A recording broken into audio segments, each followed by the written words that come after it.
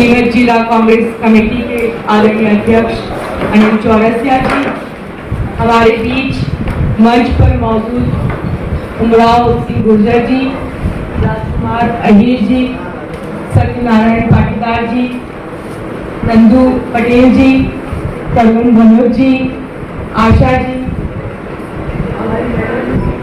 मधु बंसल जी, मंगेश जी और जो प्रवक्ता महोदय जिन्होंने संचालन शुरू किया, और सामने बैठे पत्रकार बंधुओं, आदरणीय पत्रकार साथियों, नीमच उज्जैन निकल रहा है मुझसे। नीमच जिला प्रभारी के रूप में आज मेरी पत्रकारों के बीच ये पहली पत्रकार वार्ता है। आप सभी से प्रथम बार मुखातिब हो रही हूँ और ऐसे ऐतिहासिक पलों का या क्षणों का हिस्सा बनने जा रही हूँ इस पत्रकार वार्ता के माध्यम से, जो मध्य प्रदेश में पहली बार होने जा रहा है। कहा जाता है यत्र पूज्यन्ते नार्यस्तु रमन्ते तत्र देवता, जहाँ पर नारियों की पूजा की जाती है वहां पर देवताओं का निवास होता है। वर्तमान में लेकिन मध्य प्रदेश के हालात बहुत बुरे हैं। महिला सुरक्षा को लेकर हमने उत्तर प्रदेश और बिहार को भी पीछे छोड़ दिया। नेशनल क्राइम ब्यूरो के आंकड़े कहते हैं कि मध्य प्रदेश में चाहे वो महिला दलित हो, आदिवासी हो, छोटी बच्चियां हो, उन पर लगातार अपराध बढ़ते जा रहे हैं।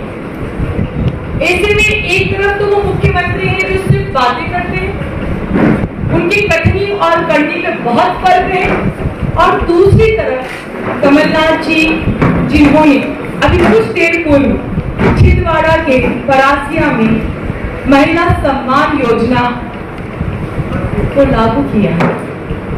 महिला सम्मान योजना मध्य प्रदेश के, मैं सोचती हूँ कि इतिहास में पहली बार एक ऐसी योजना है जहां महिलाओं के स्वाभिमान की बात करते हैं, उन्हें सशक्त बनाने की बात करते हैं, उनके स्वावलंबन की बात करते हैं।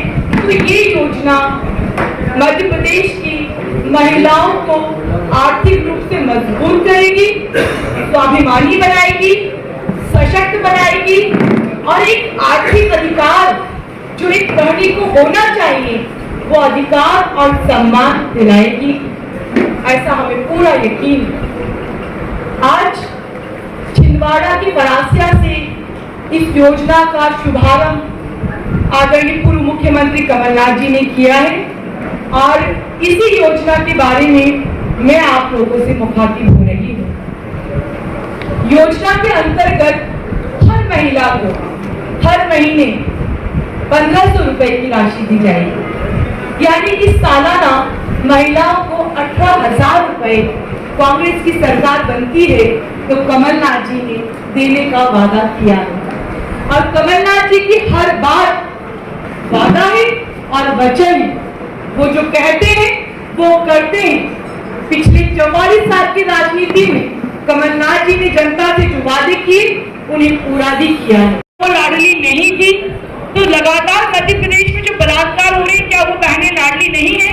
और हमें शिवराज सिंह चौहान की योजना को देखकर योजना लागू करने की कोई जरूरत है ही नहीं, क्योंकि वो सिर्फ झूठे वादे करते हैं।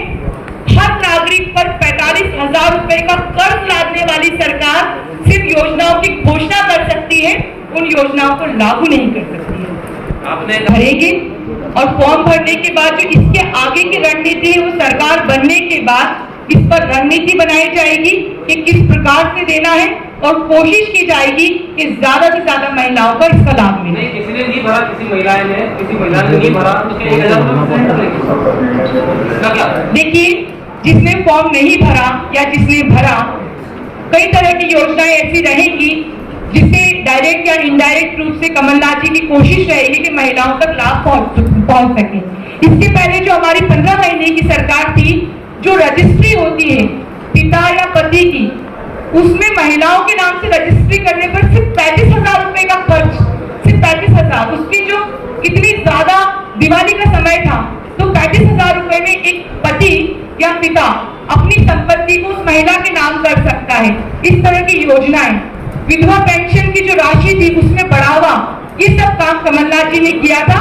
और ज्यादा से ज्यादा महिलाओं को लाभ कैसा मिल सके वो हम करेंगे।